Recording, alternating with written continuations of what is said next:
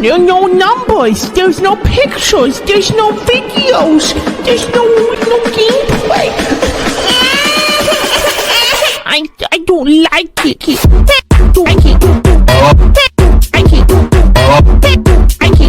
Yo, good morning, good afternoon, good evening. Hope you guys are doing well. Hope everyone's having a good day so far. And today, Framers, we are back with another Palia lore reading. This time around, we're going to be going over two things here. We're going to be going over the Elderwood lab results that we got from Sabira, and then we're also going to be going over the letter that we got from Sabira as well. Two lore entries, well, not two lore entries, but like there's a few pages, but two big lore entries and topics that I want to go over because they are very important to, well, I don't know if the lab results are going to be important, but the letter is important. So without further ado, let's go ahead and jump into it. So, the Elderwood lab results, and this is another important name, Jada, lead alchemist.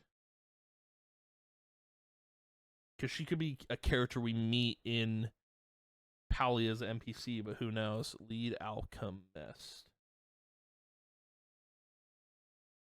All right, let's go ahead and read the pages. There are pages of introduction, methodology, and data. You flip to the section that has been earmarked. Results. Preliminary material examination revealed physical differences between infected samples and control samples. Infected sample A, Flora, emitted a purplish black vapor even severed from its root system.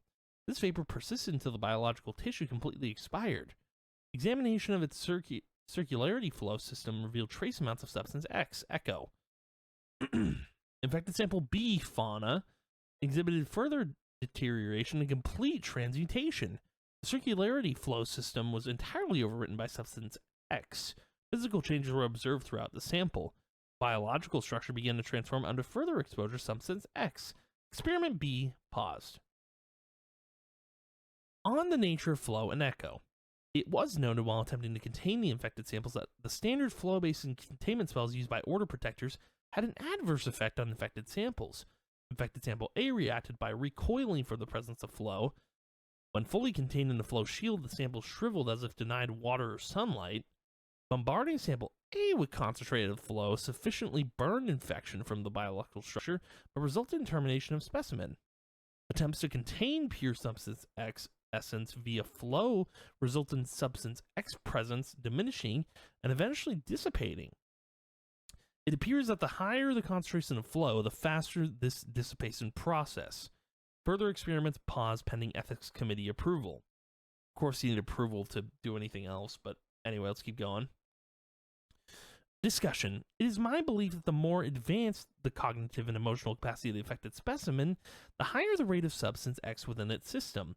There was a marked increase in substance X between flora specimens and varying fauna specimens, with insects containing the second lowest amount of substance X and mammals containing the highest amounts. Furthermore, the physical changes became more extreme the more advanced the sample and the longer the rate of exposure. On the nature of substance X, it appears to react to the presence of emotion or lack thereof. Coming into limited contact with the substance can induce an emotional state within subjects. Among the samples tested, fellow alchemists reported feelings of rage, grief, and despair. Okay.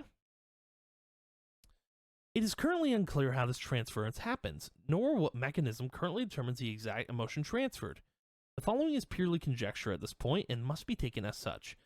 It is my belief, based on supplemental materials, Hunter's Diary. Okay, so the Hunter Diary is the purple stuff, that's the echo, okay. That the substance amplifies the emotions of subjects exposed to it. Moreover, it appears to have some sort of primitive reflex to seek out and attach to sources of emotion. This seeking behavior, if it can be called behavior, is influenced by the intensity of the emotion exhibited by the subject. So the hunter was experiencing, so going back, sorry, I just want to, so Finney was experiencing rage. The hunter, if it's Hassian, was going through grief, and Simu was going through despair. So the echo was attaching onto them and they had no idea. They didn't even know. That's crazy. Wild from the Hunter's Diary. That's wild. Okay. This seeking behavior, if it can be called behavior, is influenced by the intensity of the emotion exhibited by the subject. When an artificial calm was induced in subjects via approved rune working, substance X reduced to an inert state. This implies that emotional control and regulation can assist in rejecting substance X influence. More data required. So, the lab results kind of tie into the Hunter's Diary, hence why we got that from Sabira, the Hunter's Diary. But now going into the more important lore here, which is the letter. So, let's go ahead and dive into it. Letter from Erwin. I have attached the preliminary lab results and a diary discovered within the Grand Archives. The reports coming from the Elderwood match those coming from our agents across Bahari. We have reason to believe the flow surge that kicked off these events originated from Kalima village, based on your discoveries within the human ruins. On a personal note, I cannot emphasize enough how important it is we find the source of this infection and stop it before it spreads further. If this substance, this echo, were to spread to major population centers, it could wreak havoc on our citizens. It attaches the emotions and twists them, turning anger to rage and sadness to despair. Remember your training, shut off all emotion, practice your control, and stay level-headed. And keep an eye on that human you are working with. This whole thing stinks of human hubris, and I will not have our people suffer for their people's mistakes. Erwin, Office of the Grand Luminary. So, to kind of, like, go back a little bit to what we started with these lore reading sessions, going to this note, the suspicious note. So, Erwin is from the Office of the Grand Luminary. He's probably the leader, but he's also the leader of the Order. The leader of the Order knows Tamala, and they are probably working together, or they were working together at some point, but he is the one who wrote this note, and he's the one who's threatening her, which is crazy. That Tamala knows Erwin for some reason. I think once we get to the capital of the Palian Republic, things are going to get crazy in the lore. Like, really, everything's going to come together. We're going to discover more than we've ever known. I do think when we get there, it's going to be the biggest expansion that Singularity 6 has done. The lore is going to be crazy. It's going to be wild. But, so going back to this, so Erwin is a villain. Clearly he's working with Tamala on something. I don't know if he's the one who turned on everything, or if he's a traitor. I don't think that's the case. I do think there's more things at play than Erwin, but who knows?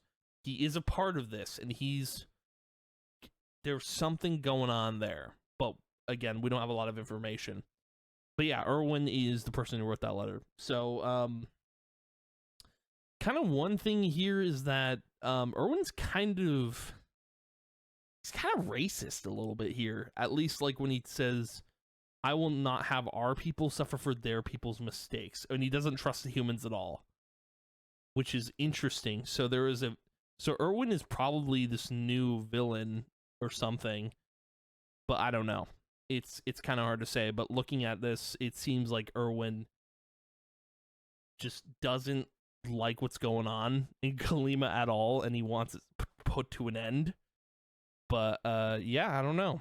It's interesting that Erwin, this character is now revealed, and yeah, it's kind of nuts that he's like threatening Tamala. Something's going on with Tamala, and that's why she lives in Bahari. It's interesting. It's so weird. But yeah, I can't wait to see where the story goes. I think like we're probably not going to get any more lore entries until they continue the quest lines, or they continue they do another expansion.